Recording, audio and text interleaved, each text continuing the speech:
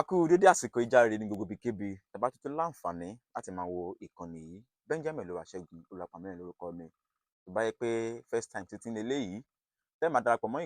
ìkànnì Lọ́fọ̀ọ́sẹ̀ náà sì lè já sí ẹ bá subscribe sí ẹ̀wẹ̀gbẹ́ rẹ̀ ọ̀hún ẹ̀rọ máa kọ̀ọ̀kan níbẹ̀. Tọ́ lè bá máa pè ní notification bell ẹ bá wa tẹ̀ tán kọ́ yóò option mẹ́ta kan wá tí ń bẹ lókè òun kẹ́ mú option A lé àti lí. Tọ́ lè bá máa pè ní option all nǹkan bá wa tẹ̀ bá ti tẹ̀ tán èèyàn dára ẹ̀ láǹfààní láti máa wo ìkànnì yìí ní gbogbo àtàwọn ìtọ́ bá ti jáde. Kábíyèsí Olódùmarè, kábíyèsí Ifá, akí ogun ìlú ìfẹ̀tà Ọlọ́run káàkiri àgbáláyé pátápátá, bó tẹ fi wo òní fọ́, èyí tẹ fi ń gbé òní di láṣẹ lọ́wọ́ Olódùmarè, láṣẹ lọ́wọ́ Ifá. Gbogbo ènìyàn mọ̀ tó gbà mí o, ẹ gbà mí o, ẹ rà mí kalẹ̀. Ní àná, mo tún gba lẹ́tà láti Ìlọrin o. Ṣé pé wọ́n á fún mi lẹ́tà o? Mo rí lẹ́tà àtẹ̀jíṣẹ́ lórí péèjì àwọn lọ́ọ̀yà àwọn Ògo Ìlọrin, èyún lọ́ọ̀yà tán pé l'Àjàsà àtòun àti lọ́ọ̀yà àwọn kejì tí ó sáyẹ̀nsì lẹ́tà náà, wọ́n pè é ní US imam. Ẹnì kí ni yóò ṣẹlẹ̀? Èmi wá bẹ̀rẹ̀ pé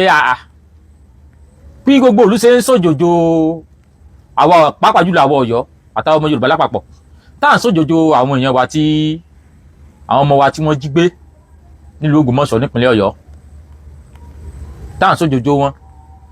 tá à ń bẹ lọ́hùn, táwọn èèyàn tiẹ̀ tí táwọn kan tẹ̀ ń sọ pé kọ́ lọ́ọ́ ṣàánú wa, ọ̀nà wo la gbà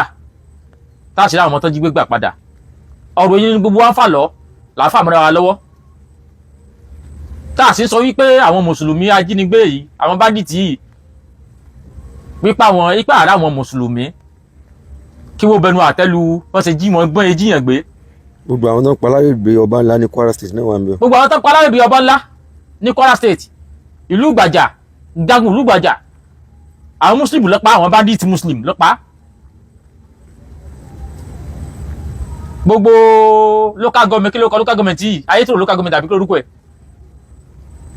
tí wọ́n ti pààyàn ní Kwara State. À ń béèrè lọ gbọ́ àwọn ọmọ Ìlọrin, Ògo Ìlọrin, ẹ̀rí lẹ́tà lọ mú fún ìjọba kẹ́ẹ̀bí lọ́wọ́ pé kí náà fẹ́ bá yín ṣe sí ikú tí ń pa yín lọ́rin, tí ń pa yín kó àti ìjẹ̀pẹ̀ generally. Ṣùgbọ́n ẹ ráyè àti kọ lẹ́tà síta lọ́lọ́run, ẹbí yín ka lẹ́tà náà tí òbúwó gbọ́ o. Lẹ́tà náà wọ́n gbé jáde ní àná should be 23 of May àbí ṣe May láwàá oṣù karùn-ún. On the 20 na sign. Ṣùgbọ́n lẹ́tà yìí àtọ̀tọ̀ tí wọ́n ti sign, ṣùgbọ́n àná ni wọ́n tó fi sí orí péjì wọn, tí wọ́n sọ pé àwọn fún ta Ọlọ́run ní kìlọ̀ lórí fọ́nrán kan tí a ṣe ní ìgbà ọdún ìtúnu àwẹ̀ tá a pé Ifá òwákíbárú láìlà ìlàlá ò ní wọ́n sọ̀rọ̀ ní lórí. Ifá Ajagunmalè. Ifá òwákíbárú. Ètò tí wọ́n dùn tó wá dùn jù ni pé ó wá tó àsìkò, ó tún wá bọ́ sásìkò táyé tí ẹ̀yin Fúlàní yìí Mùsùlùmí tẹ̀ wá jẹ́ àwọn agbé nípìnlẹ̀ Ọ̀yọ́. Gbogbo ọ̀rọ̀ tá a wá sọ síwájú nípa àjínigbé tẹ́yìn Mùsùlùmí Fúlàní òfò yìí, ẹ̀yin dáradára yìí tá à ń fi ẹ̀sùn ẹ̀kàn yìí tá a ní ọwá jẹ́jọ́ ẹ̀ wá rí jẹ́. Ta lọ́lọ́run ó sọ ọdún wa nígbà ọdún wa òun náà kírun wà lẹ wá ń pe wu ayé sí. Dájúdájú yìí tá à ń sọ náà ni pé ẹ̀rọ ọ̀rọ̀ yín tó ẹ̀sìn jẹ́ yín lógún ju gbogbo nǹkan lọ. Wọ́n pààyàn lọ Kwara State wà bẹ́ẹ̀ ṣe wá ìgbésẹ̀ tí ẹ̀yin Ògo Ìlọrin heritage tẹ́ ń kọ lẹ́tà wèrè yìí wá ìgbésẹ̀ tẹ́ gbé fún òṣèré pààyàn mọ́ ṣùgbọ́n ilé gbé ìgbésẹ̀ lórí ìdúkokò mọ́ta lọ́lọ́run yín ka lẹ́tà náà fún yín ẹ wá gbé lẹ́tà jáde fèmí ta lọ́lọ́run àwọn fẹ́ kó yọ lẹ́tà kó yọ fídíò àwọn fẹ́ àwọn fún last warning kódà àwọn tó láwọn fún mi ó sì láwọn fún mi gbèkéde ọjọ́ 5 tẹ́ẹ̀bà wá sẹ̀yẹ́ kíláyà ọjọ́ 5 ẹ̀yin kí ló kọ yín ẹ̀yin Ìlọrin heritage ní sí oríire tẹ́ẹ̀bà sẹ̀kẹ́ kíláyà tẹ́ẹ̀ àgbègbè sẹ̀kẹ́ wá bẹ́ẹ̀ sí wá gbé mi láyà ọjọ́ 5 Ìlọrin heritage tẹ́ẹ̀bà wá gbé mi láyà ọjọ́ 5 ní sí oríire ẹ ṣe kárẹ́tà wọn fún yín láti wọ́n sáyẹn barrister US mamu sáyẹn lọ́ọ̀yà àwọn Àjàsà náà sáyẹn lẹ́tà yẹn on 20 May 2026 ni wọ́n kọ but àná 23 May 2026 ni wọ́n gbé jáde. Wọ́n ní lẹ́tà title lẹ́tà yẹn ni wọ́n ní lẹ́tà demanding for an immediate retraction of insightful, inflammatory and religious mockery made by you, Tani Olohun, on the Eid-el-Fitr day, small salah. Lẹ́tà yẹn nìyẹn wípé mo ṣe fídíò kan ní ìjọ tí wọ́n ṣe Eid-el-Fitr ọdún ìtúnu àwẹ̀ wípé fídíò yẹn wípé ó fẹ́ wà defamatory ṣe wípé so àwọn akọ̀rẹ́tà yìí fún retraction pé bóyá kí tí bá lè yọ kọ lẹ́tà sí Fúlàní ibẹ̀ mo sì ń bọ̀ gbọ́ ọ̀rọ̀ tí ekún gbọ́ títí ẹ̀yìn di ẹ gbọ́ lónìí ẹ̀yin òpònú aláìlérè lórí tó lórí yín àjíjẹ sí ó àjíjẹ sí ó àwọn bàbá wa ní ń bú ni ó tí àbáyé wọn tún bú ní eléyìí náà ọ̀dà ìbẹ̀lẹ̀ lẹ́tà náà ni wọ́n ní ọwọ́ òsì rẹ̀ ní orí ẹ́dìn ẹ̀ ni mo kà tán lọ́wọ́ òsì rẹ̀ wọ́n á direct sí mi Abdulaziz aka Tani Olohun, Ibadan, Oyo State. The attention of the registered trustee of Ilorin Heritage Preservation has been drawn to the disturbing video made by you and circulated on various social media platforms, including Facebook, YouTube, Twitter, and TikTok. Since the Eid-el-Fitr celebration of 20th March 2026, wherein Islamic prayers were mocked in a disrespectful provocation and inflammatory manners. Kindly note that Eid is a sacred religious celebration observed by millions of Muslims across the world. Mocking or ridiculing such a sacred act such a sacred act cannot be justified. That cannot be justified. Comedy, content creation, or entertainment. Okay, cannot be justified as comedy, content creation, or entertainment. Pé ọdún àwọn ipe kò yẹ káwọ mọ mú ní eré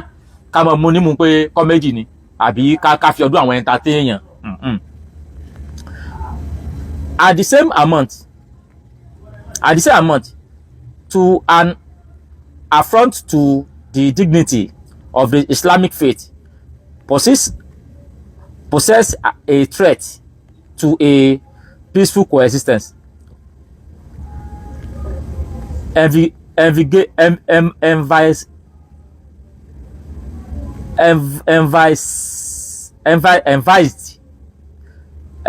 under the Constitution of the Federal Republic of Nigeria 1999 as amended.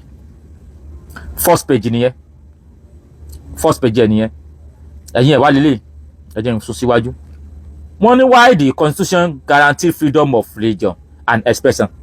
such do not extend to insulting, ridiculing or disrespecting the religious belief and practice of others. Your action together with those of the individual featured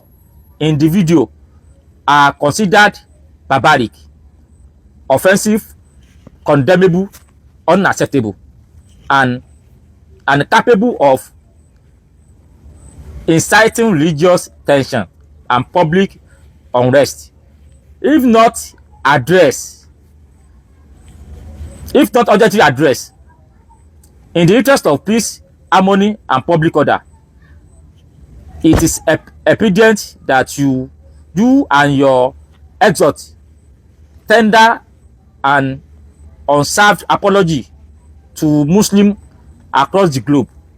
and to also desist from the further occurrence. wípé èmi àtàwọn tíìmù mi tàjọ sí o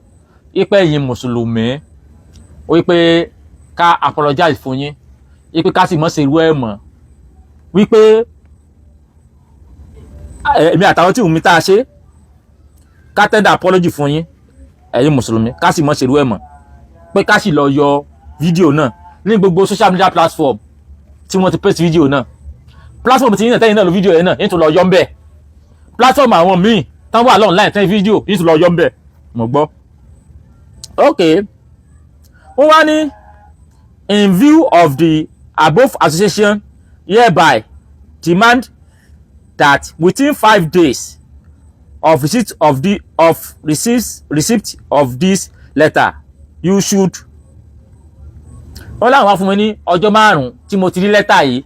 wípé mo gbúdọ̀ you should retract and remove the said video from all social media platforms where it was published and circulated. wọ́n ní bí tí mo publish ẹ̀ sí kí n kọ́ lọ yọ wọ́n ní gbogbo bí tó wá circulate dé àti gbogbo àwọn program media platform tó wà bẹ́ẹ̀ bí àwọn ìpínlẹ̀ ọ̀kan ni pé fídíò mi tá a ti kírun jọ léyà o ó yá àyà gàmbà yóò yọ lọ́dọ̀ rẹ̀ òkúta àdìgìdì lọ́dọ̀ rẹ̀ sàkábà ìwọ́n náà yọ lọ́dọ̀ rẹ̀ o. àtàwọn tó ti download rẹ̀ sórí fóònù. àtàwọn tó ti download rẹ̀ fóònù àwọn tó ti download rẹ̀ sórí fóònù ó yẹ ẹ̀dì ìtẹ̀ lórí fóònù yín o fídíò tá a ti kírun jọ léyà ẹ̀yìn jọ tún náà ẹ̀dì ìtẹ̀ lórí fóònù yín o. wọ́n láàrọ̀ kọ́ nù ká sọ fún gbogbo wọn ká kún ọjọ́ kò lórí fóònù wọn èyí pé àwọn fún mi ní 5 days gbogbo tó circulate ká yọ. wọ́n ní ẹlẹ́ẹ̀kejì ni pé tender an unserved public apology to the Muslim Ummah. Ipe ẹlẹ́ẹ̀kejì kí n wá tọrọ àforíjì lọ́wọ́ ẹ̀yin mùsùlùmí káàkiri àgbà ṣé ẹ̀yin mùsùlùmí ti lọ ní níná ní tọrọ àforíjì lọ́wọ́ yín ni àbí mùsùlùmí Saudi Arabia tó lẹ́sìn. mo fẹ́ bẹ̀rẹ̀ ní o Saudi ló lẹ́sìn ẹ̀yin lẹ́yìn protect ẹ̀ ṣé ìdí fìtì ti Saudi ìwà lọ pé ìwà kọ lẹ́tà àbí tender apologies fún prince Saudi pé ẹjọ́ ẹ foríjì mi o wọ́n ní mo bẹ̀ sí yín jẹ́ àwọn wòlé ti lọ ní mo bẹ̀ sí yín jẹ́ o ọmọ ẹ̀jẹ̀ nǹkan tán. Okay, wọ́n wá ní take notice that failure to comply with the above demand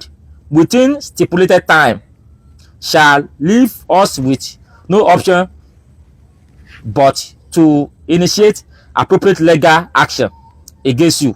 in the court of competent jurisdiction. You are warned. Was a sign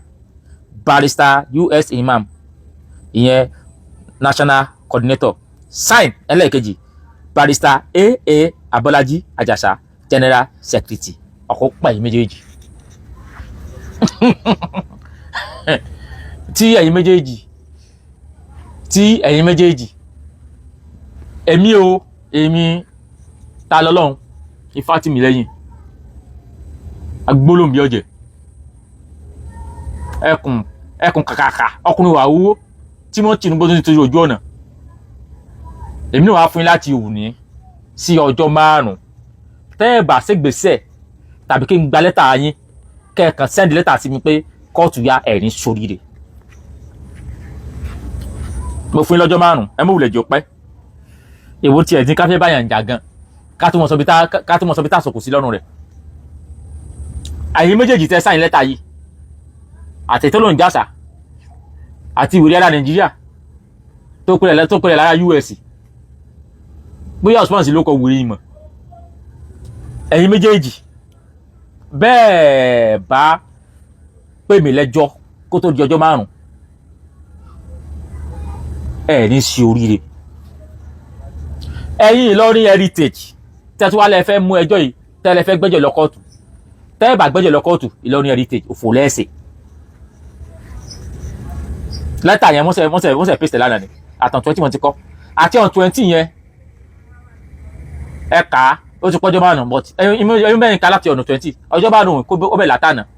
ọ̀ 23 24 25 26 27 ni ó pè ìjọ ọdún méje yín láì kó 27 àbí 28 27 ìjọ ọdún méje yín yóò pè tó wá di ọjọ́ kejì iléyá yín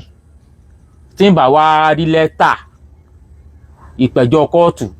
àbí ẹ̀ tí wàá jí mi gbé bẹ́ẹ̀ tí mo jí mi gbé ń jọ́ sí ẹ̀ ní sóríire gbogbo ẹ̀yin àtẹ́rítẹ́jì o àti ìwòrè ara us o àti àjàsá o ìpè ọ̀pá yẹn ni wọ́n rí wèrè yín dúró wọ́n rí wèrè yín wọ́n ń sá wèrè yín tí wọ́n sọ pé ẹ dákun tá ẹ bá dókè òkè odò ẹ dúró dè mí má pè é láti fúnra ẹ̀ ráì ìyá tí ẹ pa fún ẹ mọ́ sẹ́yìn ronú ni tí ò sọpọlọ lórí yín ni tí ẹ ti ya wèrè ni ládùúgbò ọ̀fọ̀ tó ń sẹ́lú yìí wọ́n wọlé ìwé lọ́wọ́ wọ́n wá sí agbègbè wọ́n wá sí baba ńlá àwọn ní Kwara State àwọn bandit wọ́n sì lé gbogbo àwọn tí ń gbé baba ńlá kù.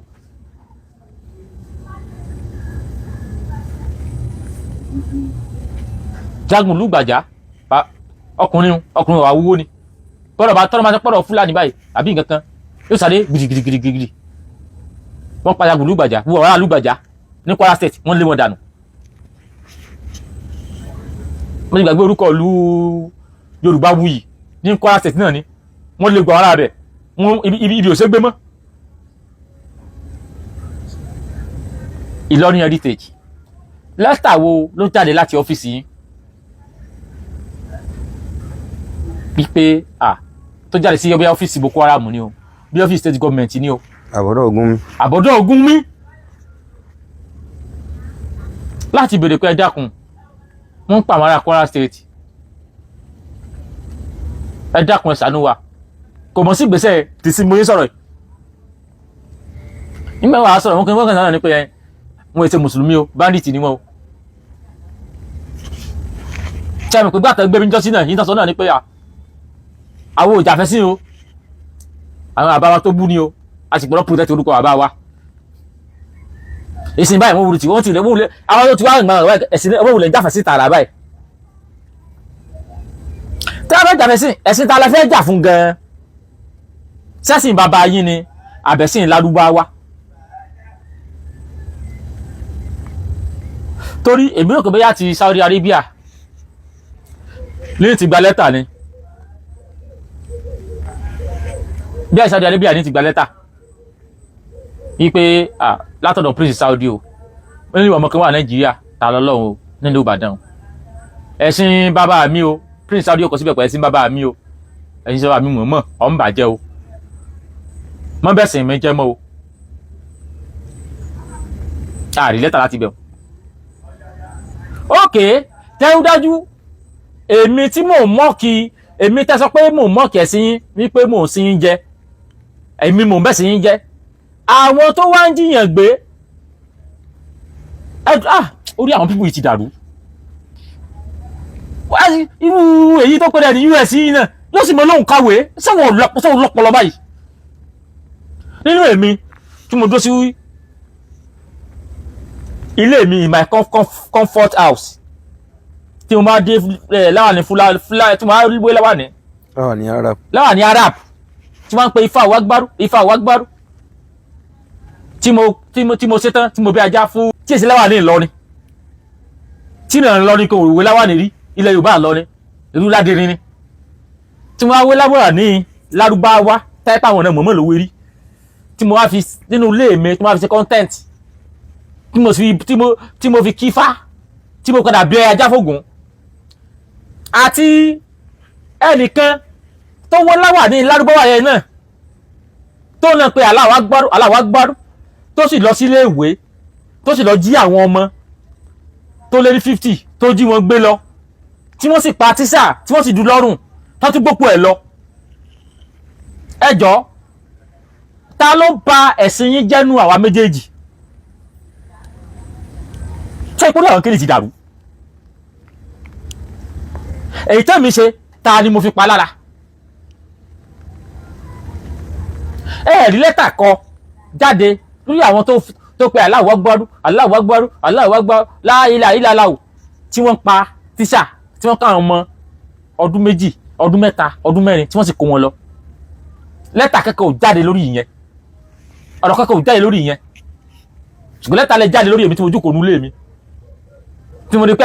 ẹ̀ ń sọdún yín tí èmi náà sì ń dáfà mi nínú dùn tí mo ń pè fà mí ìfẹ́ wa gbárù Ifá tóbi tí mo ń dógùn ògùn mi nínú dùn ògùn wa gbárù ògùn tóbi tí mo ń dá Ṣàngó mi nínú dùn Ṣàngó wa gbárù Ṣàngó tóbi láì sì fi pẹ́ nìkankan lára. ìkú lo máikrófóònù káyọ̀ tó bí ara alẹ́ kejì ò gbọ́ ìfipálá ara alẹ́ kẹta ò gbọ́ ìyìn lo spíkà mo fi ń dára mi nínú èmi tí mo jókòó nú ara mi tí mo jókòó nú lé mi tí mo dára nínú mi nínú láìpẹ́ nìkankan lá. ẹ wá kọ lẹ́tà sí mi wípé mò ń bẹ́sìn yín jẹ́ dájúdájú àwọn tó wé láwà níyẹn sórí tí wọ́n ń pe Allahu Akbar tí wọ́n ń pààyàn àwọn èèyàn gẹ́gẹ́ ló ń tẹ́sìn yín ṣe.